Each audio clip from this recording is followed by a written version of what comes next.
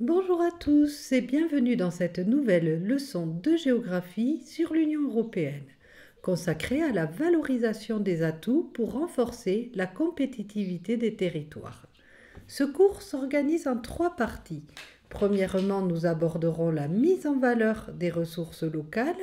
Cela inclut non seulement les ressources naturelles telles que les terres agricoles, les forêts, les richesses minérales, mais aussi les richesses culturelles et humaines qui font la singularité de chaque région.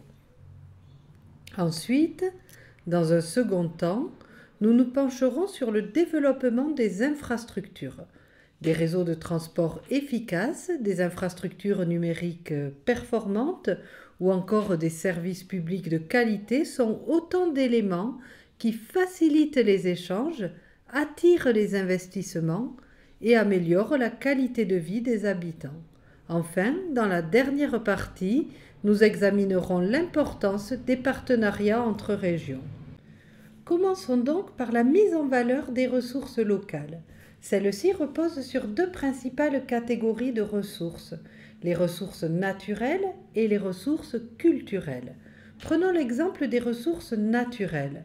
Dans des régions comme la Toscane, représentée sur la photo, où l'on trouve de vastes champs d'oliviers, la culture de l'olive représente non seulement un pilier économique, mais aussi un symbole d'identité locale. Ces terres agricoles permettent de produire des produits de qualité, attirant ainsi des consommateurs à la recherche d'authenticité. L'eau, un autre atout vital, est crucial pour l'agriculture et les industries locales, tandis que les minéraux peuvent soutenir des secteurs tels que la construction et l'énergie. En parallèle, les ressources culturelles jouent un rôle tout aussi important. Les traditions artisanales, qui sont transmises de génération en génération, contribuent à la singularité de chaque territoire. Les monuments historiques et les événements culturels attirent des touristes et stimulent l'économie locale. Par exemple, lors des festivals célébrant la récolte des olives, la Fiesta di Loilo, dans plusieurs villages de Toscane à l'automne, les visiteurs peuvent déguster des huiles d'olive, participer à des visites de moulins, assister à des démonstrations de pressage et savourer des plats typiques préparés avec de l'huile d'olive. C'est une occasion pour découvrir la gastronomie toscane, mais aussi pour plonger dans l'héritage culturel et les pratiques agricoles de la région.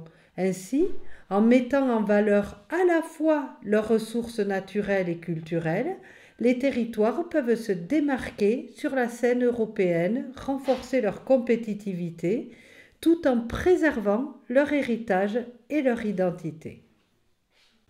Pour maximiser la valorisation des ressources locales, l'adoption de labels tels que l'indication géographique protégée, l'IGP, et l'appellation d'origine contrôlée, AOC, constitue une stratégie essentielle. Ces labels permettent aux producteurs de bénéficier d'une reconnaissance officielle garantissant aux consommateurs l'authenticité et la qualité des produits qu'ils achètent. En outre, ces initiatives favorisent les circuits courts de distribution, renforçant ainsi les liens entre les producteurs et les consommateurs. Un exemple de cela est le fromage de Roquefort, protégé par une AOC. Ce fromage, dont les caves sont représentées sur la photo, est réputé dans le monde entier pour son goût unique et sa qualité. La reconnaissance AOC assure que le Roquefort est fabriqué selon des méthodes traditionnelles spécifiques à la région, ce qui contribue à sa renommée et à son attrait. En soutenant les éleveurs de brebis et les fabricants locaux, cette démarche renforce l'économie régionale et permet de préserver un savoir-faire artisanal tout en offrant aux consommateurs la garantie d'un produit de qualité. Passons maintenant à la deuxième partie de notre cours qui porte sur le développement des infrastructures. Les infrastructures sont essentielles pour favoriser la croissance économique des territoires. En effet, le transport, la communication et l'énergie sont indispensables pour permettre aux régions de se développer pleinement et de devenir compétitives sur la scène européenne et mondiale. Au niveau du transport ferroviaire, les lignes à grande vitesse, les LGV, comme celle reliant Lyon à Turin que vous voyez sur la photo, jouent un rôle clé dans la réduction des temps de trajet. En facilitant les déplacements entre les grandes villes, ces infrastructures non seulement améliorent la mobilité des personnes, mais elles stimulent également les échanges économiques, elles renforcent la dynamique économique des territoires connectés. Aussi, un réseau Internet haut débit est devenu un impératif pour attirer les entreprises et soutenir le développement économique. Dans un monde de plus en plus numérique, la connectivité est essentielle. Les entreprises recherchent des régions capables de leur offrir une infrastructure numérique fiable et rapide, indispensable pour leurs activités quotidiennes et leur compétitivité.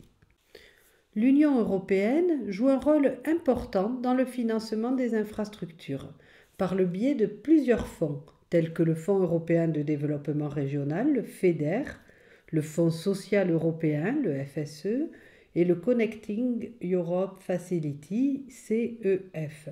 Le CEF en particulier est un programme de financement dédié aux infrastructures de transport, d'énergie et de services numériques.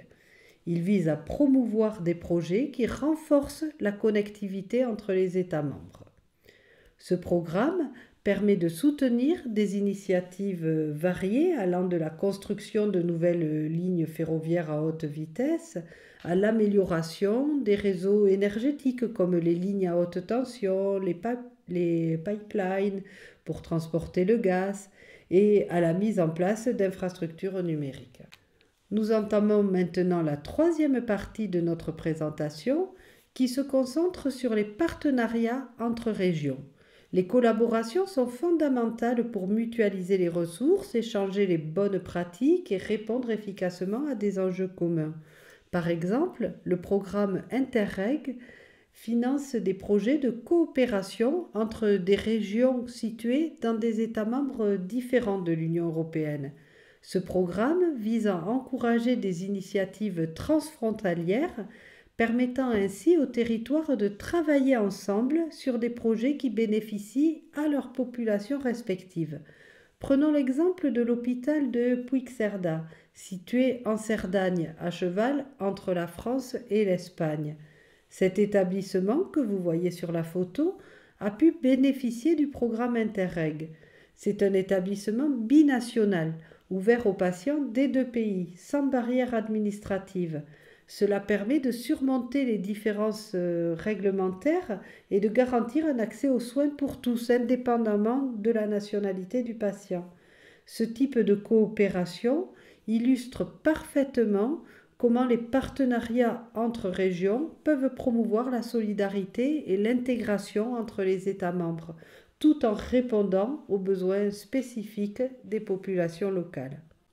Les partenariats entre régions peuvent également jouer un rôle clé dans le domaine de l'innovation et de la recherche. En collaborant, les territoires peuvent mutualiser leurs ressources et leurs compétences pour développer des projets qui encouragent le progrès technologique. Un exemple pertinent est la grande région, qui s'étend sur la France, la Belgique, le Luxembourg et l'Allemagne. Cette région a créé des synergies entre leurs universités, centres de recherche et entreprises pour promouvoir l'innovation. Dans ce cadre, des institutions telles que l'Université de la Sarre en Allemagne, dont vous voyez le logo, l'Université du Luxembourg et l'Université de Lorraine en France collaborent sur des projets de recherche communs comme dans le domaine des énergies renouvelables, de la biotechnologie ou de la recherche médicale.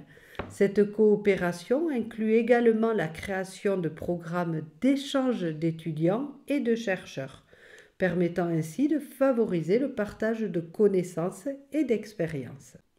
Voilà, le cours touche à sa fin. Je vous remercie d'avoir suivi cette présentation.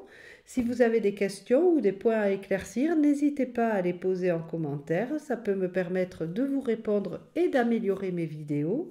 Je vous souhaite de bonnes révisions et je vous dis à bientôt.